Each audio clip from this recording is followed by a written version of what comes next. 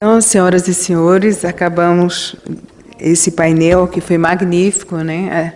Nós vimos que temos muitos desafios pela frente, né? Foi realmente instigante as colocações e as dúvidas trazidas aqui pelos que compõem a coordenação de proteção a vítimas e testemunhas. É uma satisfação muito grande tê-las aqui conosco, né?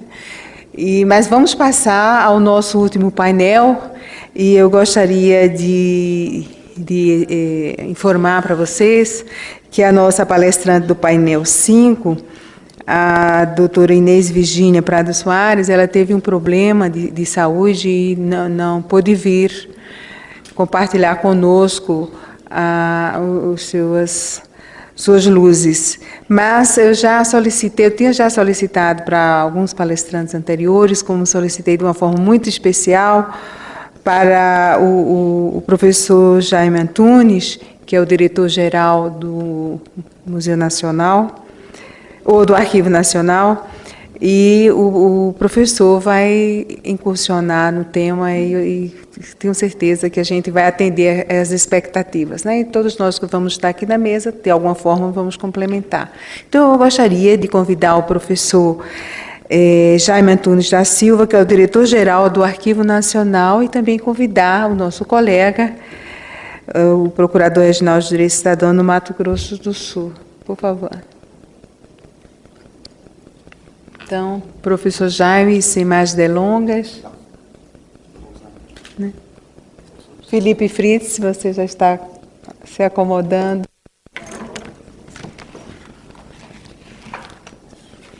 De certa forma, a gente vai colocar o painel 5 e o 6, ambos, para a discussão e perguntas de todos vocês. Espero que contemplemos a expectativa. Professor e diretor Jaime Antunes, por favor. Eu queria primeiro agradecer a Gilda Pereira de Carvalho,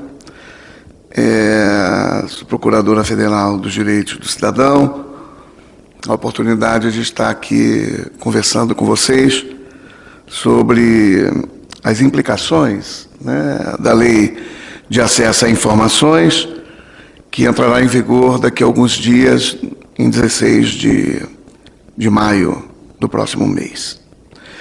Eu acho que é importante, ao iniciar essa minha exposição, para abordar não só os aspectos do acesso a documentos pessoais, mas também as questões voltadas das entradas dos acervos do regime militar no arquivo, de que forma isso repercute em termos do acesso, que foi o que a organização do evento me demandara. Mas eu gostaria de examinar alguns aspectos da lei, embora abordados desde a parte da manhã, e um pouco dessa questão levantada o Georgette a respeito de se é uma lei que fala de documento, fala de informação, mas na realidade é uma lei de informações arquivísticas, e a informação arquivística está contemplada ou está registrada em algum suporte. Nenhum documento na administração pública, nenhum fato na administração pública, se não tiver registro, tem valor. Não? Então, portanto, eu vi que na pasta, né, do material desse encontro, desse workshop, tem o projeto de lei, né, dentro do projeto de lei.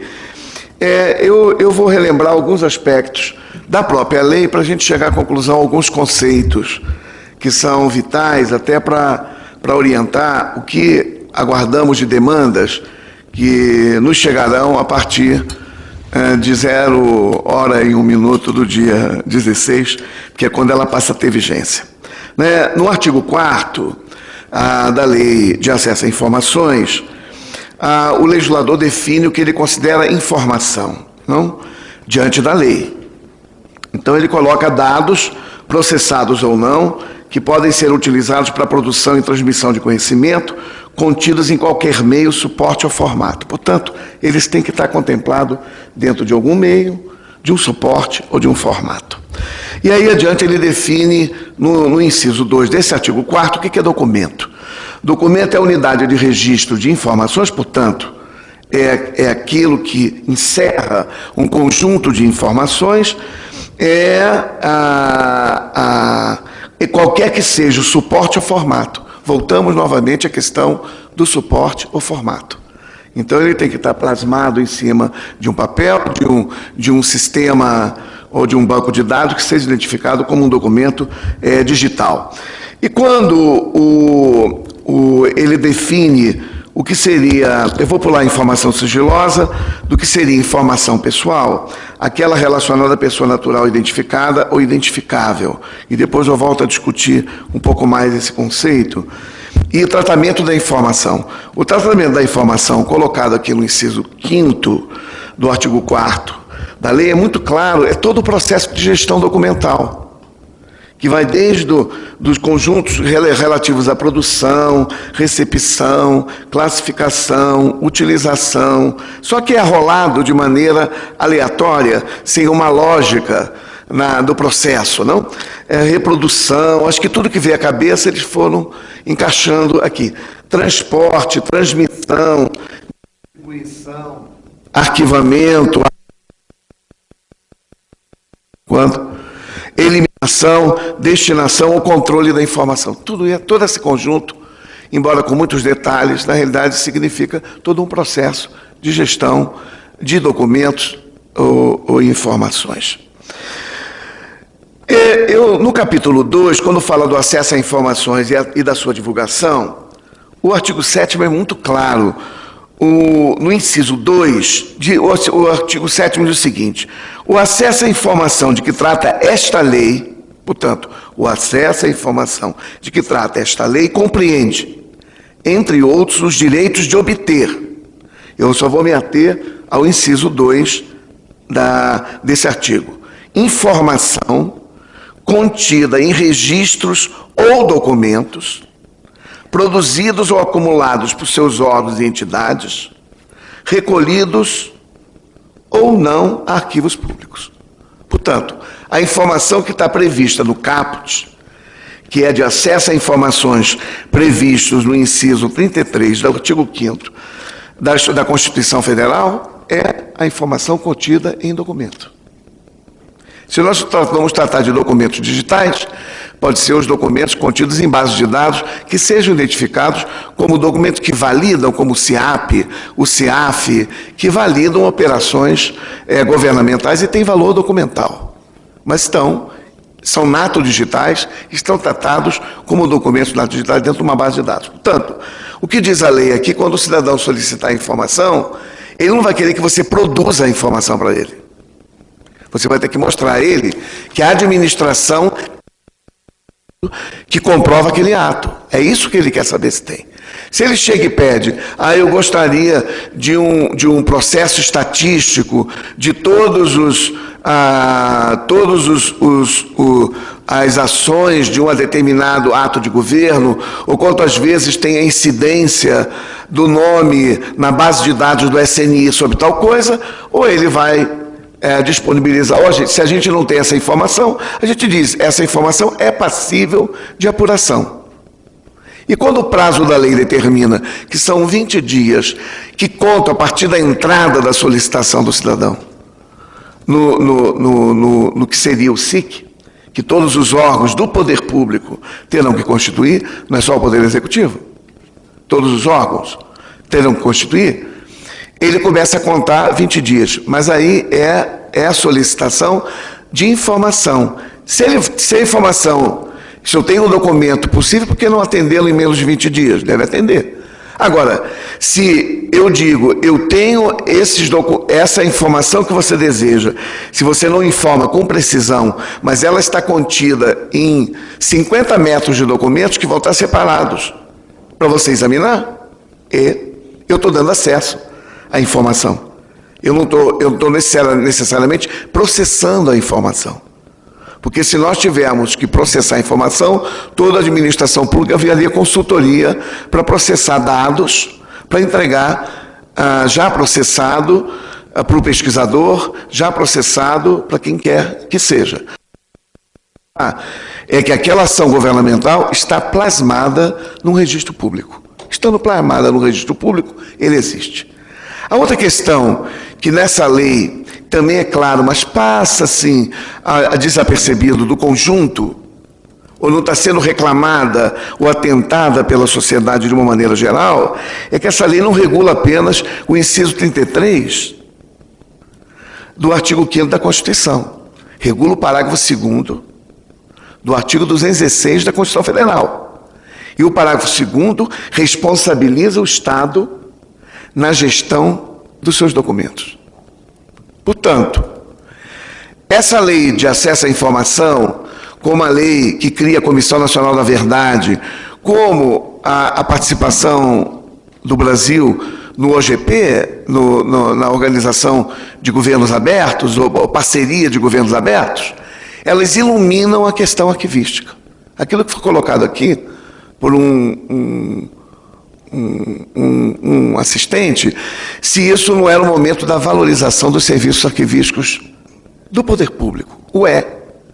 Se não for agora, nós estamos perdendo a chance da identificação, porque manejar informação contida nos arquivos, se a informação estiver desorganizada, é informação inexistente. Eu vou ter que fazer como a Vânia disse, não tenho informação, porque eu não tenho, de alguma maneira, condições de identificar que aquele documento interessa a uma pessoa A ou B ou C. Então, eu acho que essa lei, ou chamamos a atenção, de uma maneira geral, seja no Ministério Público, seja nos tribunais, seja nos governos estaduais, seja nos governos municipais, ou seja, no âmbito do Poder Executivo Federal e do Distrito Federal, chamar a atenção de que sem gestão documental, sem documentação organizada, não há possibilidade de dar efetividade concreta a uma lei de transparência pública. Porque a transparência pública não se faz com o conhecimento que você tem na sua cabeça. E eu chego e digo assim, o cidadão pede uma informação, chama fulano que tem tudo na sua cabeça. E ele poderá responder aquela indagação. Não é assim. A informação sempre terá que estar em algum registro. E se esse cidadão tem tudo na sua cabeça, grava o que ele tem na cabeça, passa a termo, ele assina se está de acordo, e você está gerando uma informação a partir de um depoimento oral, que também é documento arquivístico, desde que feito sob determinados critérios e técnicas que validem essa coleta. Então, o que tem que ficar claro é que a informação que será solicitada é a informação contida em registro, seja qual seja o suporte. Não é uma informação que eu terei que construir. Então, portanto, José, concordo contigo. Tem que ler muito, para lá e para cá, para cima e para baixo, que quiseram achar, que queriam botar informação, talvez com um pretexto que deveria atingir os documentos correntes, e que se falasse arquivos, ficava sempre com uma visão de que era uma coisa específica de documento de terceira idade, ou documento que teve valor agregado e por isso está em custódia de um arquivo público. Mas eu acho que houve uma corrente de que havia um certo ar jurássico. Você falar de arquivo, falar de protocolo e falar de documento. Como se isso fosse um crime, uma coisa pecaminosa, e você tem que valorizar a informação. Tudo bem, a informação é importante ser valorizada, e a lei também prevê que um documento que contenha informação que só parte seja sigilosa, você pode expor a outra parte, que não é. Então, isso está na lei. Como isso será feito? Para isso também ser feito, exigirá que as pessoas tenham um conhecimento intensivo dos conteúdos de todos os documentos, para poder definir. Porque a legislação hoje, se dentro de um processo tem um documento sigiloso, todo o processo vira sigiloso. É o que está previsto na lei, no decreto 4.553. Todo o processo vira sigiloso. E se num documento tem um documento sigiloso de mais que 1 grau, ou a peça inteira adquire a classificação de maior alto grau. Supondo que só tenha um ultrasecreto, Todos os outros ostensivos, reservados, que já expiraram, vão receber o grau de ultrasecreto. Isso está no 4.553, que vai passar por um processo que ele será revogado no dia 16 de maio vindouro. Então, alguma coisa surgirá no seu lugar para que os órgãos do Poder Executivo Federal tenham o seu modus operandi dentro do processo de classificação.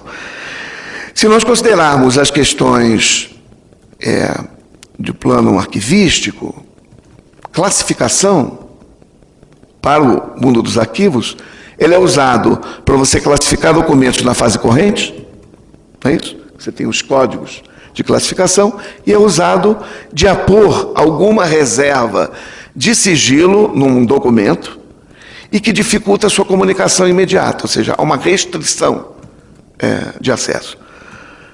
Talvez, Georgette, para não arrolar o conjunto de documentos que estariam apartados, ou que estariam, não apartados, apartados temporariamente, né, do acesso, tenha ficado mais fácil elencar algo que eu acho que é subjetivo, mesmo, né, que é um conjunto de qualificativos que dão de alta segurança, reservado por isso, por aquilo outro, sem definir com clareza ou com bastante clareza o que é exatamente conjuntos documentais que contenham ou não contenham documentos, dados que possam, de alguma maneira, comprometer a segurança do Estado e da sociedade. Embora a lei seja muito clara que deve prevalecer o princípio do que seja menos restritivo no processo de classificação, mas há, pela cultura, uma tendência a, quando se vai classificar um documento, que o ponha no topo máximo. Ele não se esquenta a cabeça de examinar o conteúdo e dizer o seguinte: esse documento ultrasecreto, que eu poderia classificar com 25 anos, porque o ultrasecreto só aumenta os requisitos que vão abrigar essa informação para que ela seja de menor conhecimento possível, ela pode ser por um prazo pequeno. O documento pode ser ultrasecreto por 6 meses. Se eu sei o período em que aquele fato vai terminar, eu não preciso ter, eu só preciso daquela classificação enquanto aquilo está em processo, e aquilo não pode vazar, porque senão compromete um processo de uma pesquisa. Mas, findo isso, a administração tem que ter o cuidado de desclassificar, se ele puser pelo prazo de 25 anos. Se puser pelo 25 anos, aquele documento que já não tem mais absolutamente risco nenhum para a sociedade, para ser liberado, vai ficar lá, guardado e deitado na administração. O que o legislador tentou buscar alternativas? Primeiro, determinar que toda administração pública reveja o seu espólio informacional de documentos sigilosos em 2 anos. Isso vai até 15 de maio de 2014. Quem não o fizer, a revisão, o conjunto de documentos se tornará ostensivo. Só que, hoje, nós não temos um mapeamento de todos os documentos sigilosos produzidos pela administração pública. Isso no âmbito do Poder Executivo Federal. Eu não sei nos outros níveis. Não há. Então, o objetivo do rol de publicar o que classificou e o que desclassificou é de que haja um outro mecanismo de controle. Se você classificou num ano determinados documentos, logicamente houve uma indagação, acho que da mesma menina da Secretaria de Direitos Humanos, que perguntava sobre como é que eu publico o rol.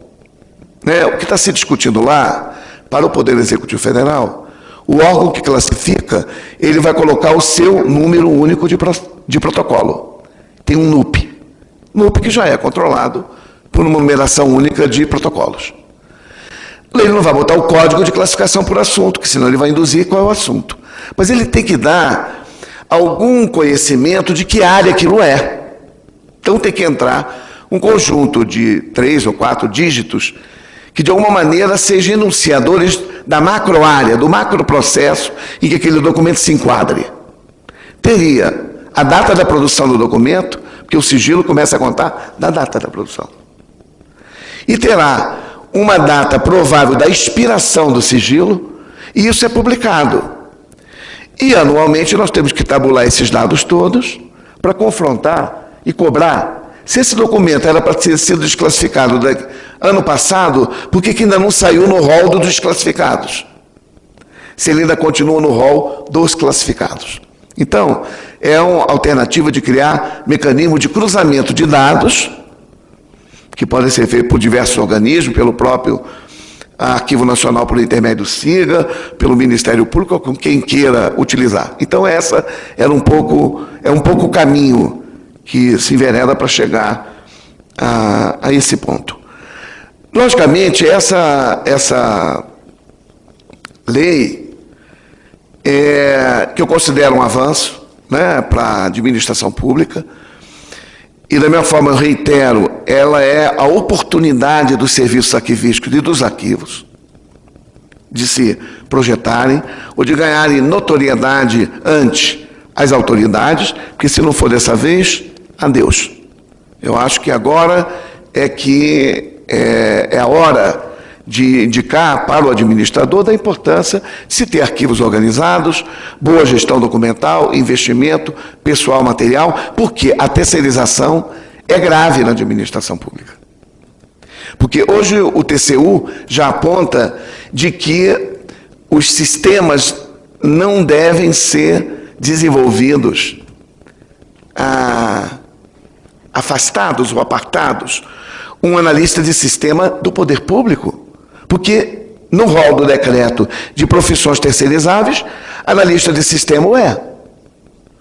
E os órgãos da administração pública lançam editais de terceirização de serviços arquivísticos, porque não tem pessoal, não tem material.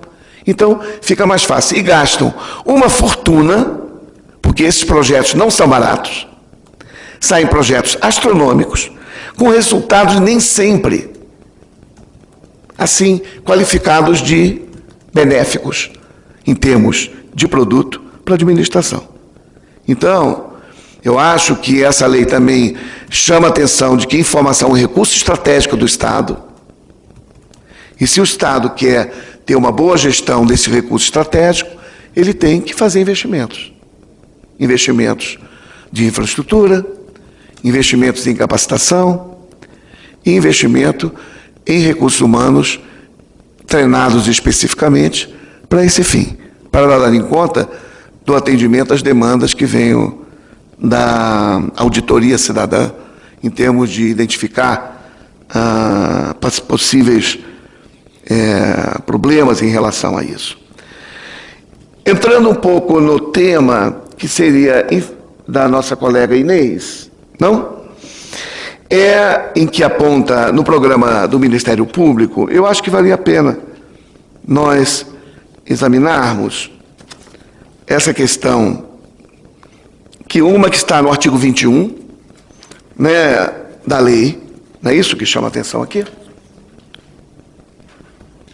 No artigo 21 da lei, e no artigo 22, em que ele dá suporte ao que nós vamos discutir na sessão dedicada, que está no artigo 31, a informações pessoais.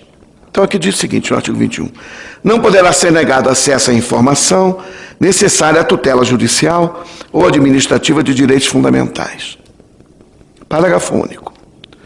As informações ou documentos que versem sobre condutas que impliquem violação dos direitos humanos, praticada por agentes públicos ou a mando de autoridades públicas, não poderão ser objeto de restrição de acesso. Isso é o que está dito aqui. O disposto nesta lei não exclui demais hipóteses legais de sigilo e de segredo de justiça, nem as hipóteses de segredo industrial decorrentes da exploração direta de atividade econômica pelo Estado ou por pessoa física ou entidade privada que tenha qualquer vínculo com o poder público, que há uma série de outros dispositivos subjacentes à lei de acesso que estão vigentes e que estão permanentes, e o legislador aponta que eles permanecem com toda a sua eficácia, que protegem outros dispositivos, como sigilo bancário, telefônico, etc, etc. Em relação à questão dos documentos, das informações pessoais, quando eu conversei com vocês na leitura da definição da lei, que fala de informações pessoais, havia uma certa dúvida de que informação pessoal se contrastava com informação pública. Informação pública é qualquer informação, já que informação é sinônimo de em qualquer suporte ou formato, é qualquer informação produzida e acumulada pelo poder público, é pública. E a informação pessoal é também pública. Só que ela pode estar...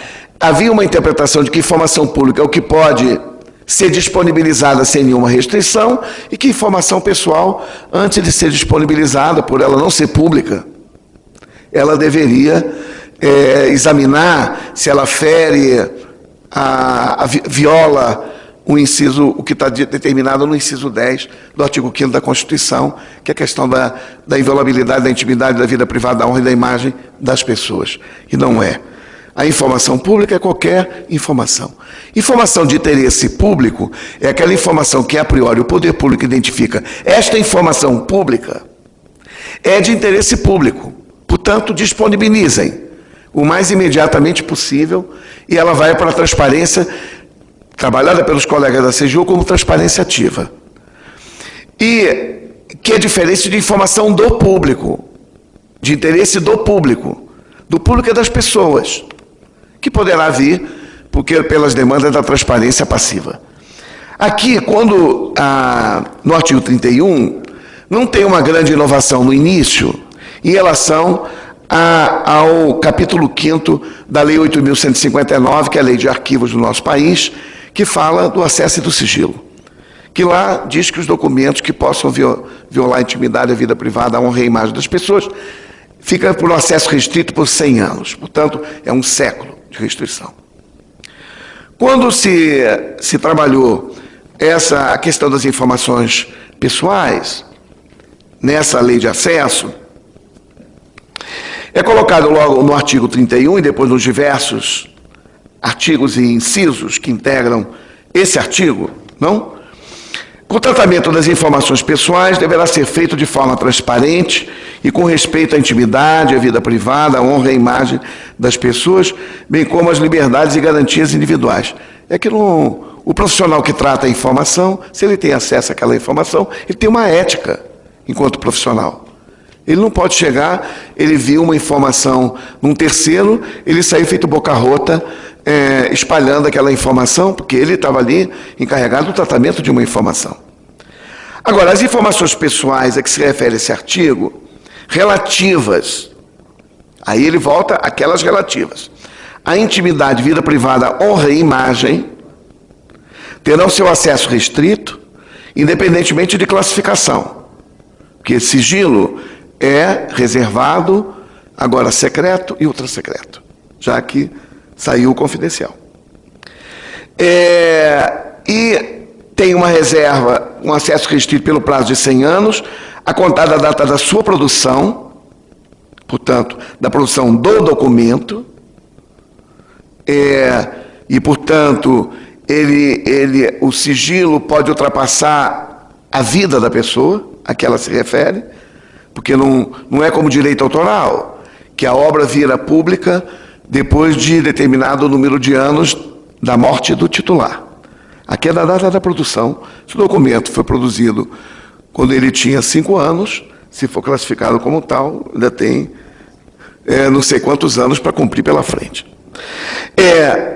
O inciso 2, poderão ter autorizado a sua divulgação ou acesso por terceiros diante de previsão legal ou consentimento expresso da pessoa a que elas se referirem. Isso aqui repete o que está na nefanda Lei 11.111, de 5 de maio de 2005, que foi transformada pelo Congresso, a transformação da medida provisória 228 de 2004, que se transformou num mostrengo que é a 11.111, que de 16 de maio ela sai de cena, ela é revogada.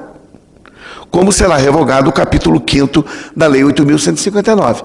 É integralmente revogado a partir da vigência da lei. Esta lei consegue ser mais draconiana do que isto aqui. Ela diz que quando o documento possa ferir a intimidade, ele só pode ser acessado pela pessoa retratada ou quem ele autorizar. Pelo retratado ou quem ele autorizar. Só que o balizamento do que é intimidade e do que é vida privada não foi dado. Né? Não está dado com clareza. O que significa isso?